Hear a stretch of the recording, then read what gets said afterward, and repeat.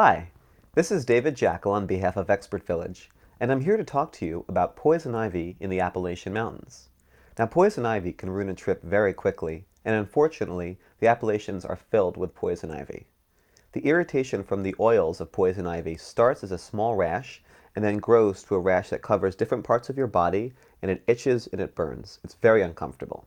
In order to treat poison ivy, you need to know three things. First, how to spot it. Second, how to prevent it. And third, how to treat it if you do get it. Poison ivy has leaves of three.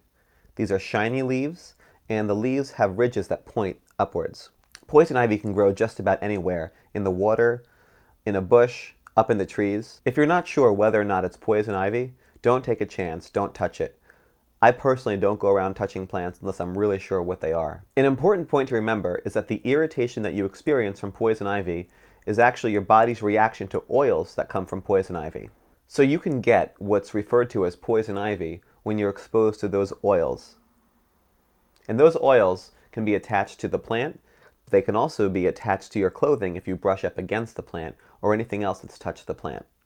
So you want to make sure that if you're walking through foliage, that you keep an eye on what you're walking through before you start touching your clothing. If you think you've been exposed to poison ivy, wash the area with cold water. Make sure that it's cold because hot water will open your pores. As soon as you can, treat the area with a medicated scrub.